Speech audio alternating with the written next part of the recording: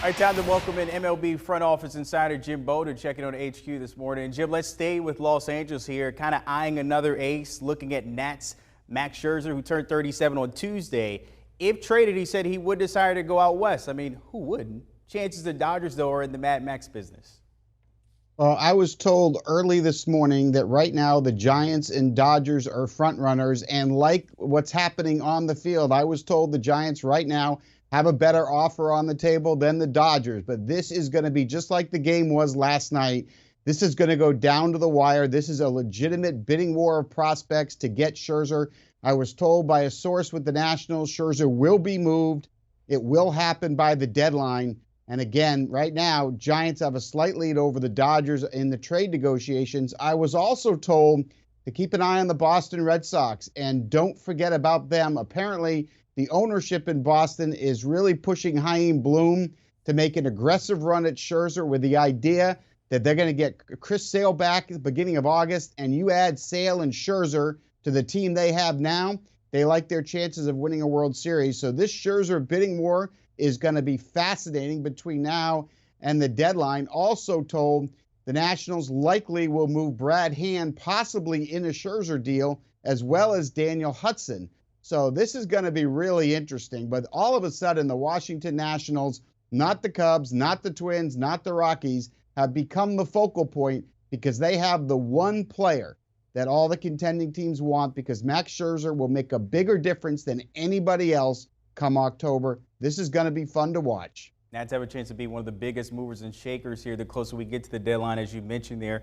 You've been in this situation before in the front office. If you're looking at Scherzer, of course, no trade clause in his contract. How much control does he have of his next destination with something being done here?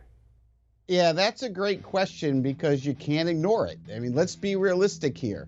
Max Scherzer has the ability to determine where he goes. And I know right now the narrative is, well, you know, he'll accept a trade to a West Coast team. He just wants to win a World Series. I get all that. But at the end of the day, let's think this through thoroughly. He can nix any deal he wants. And so if, say, the Giants and Dodgers end up being the teams with the best offer on the table, even if the Nationals prefer the Giants, if he decides he wants to be a Dodger and pitch with former future Hall of Famer Clayton Kershaw, he can do that, or vice versa. If he looks at the Giants and say, look, they have a better chance of getting in and getting a legitimate series, he thinks the Dodgers are going to be a wild card, he may say, I'd rather go to the Giants. He can nix any deal. Now, remember this. This is the important thing to remember. His agent is Scott Boras, and Scott Boras loves to get involved in things like this, especially at the ownership level, and he will get involved with the teams that are bidding for the trade. He'll get involved with the Nationals. And remember where he lives. Don't ignore the fact he lives in Orange County, California.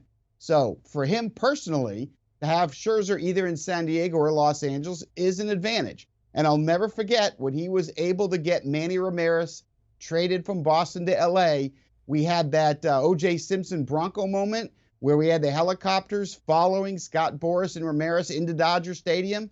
I could see that happening again with Scherzer. We'll have to wait and see, but that adds a whole nother element because for the Nationals, it's not about being able just to accept the best offer. They've got to get Max to sign off on it. That would be a scary sight to see Kershaw and Scherzer in that rotation there out in L.A., by the way. Looking, of course, a little business here. Trevor Bauer's administrative leave extended through August 6th. The league and Pasadena Police Department still investigating his situation. But big picture here, Jim, is this the last time we've probably seen him in a Dodgers uniform this season? You will never see Trevor Bauer in a Dodger uniform again. I can tell you that. Now, the reason the Dodgers haven't released him is simple. He's owed $40 million this year and $45 million next year. They're not just going to release him and have an $85 million exposure on their books. So the first thing is first, the commissioner's office is investigating the situation, and in all likelihood, he is going to be suspended without pay. That means as long as the Dodgers don't release him, during the suspension, he doesn't get paid. Secondarily, he's being investigated by the police for possible criminal charges, although none have been brought forward as of now.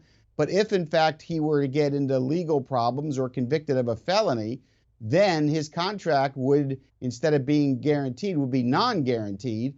and that would put the Dodgers in a situation where they could release him without paying him.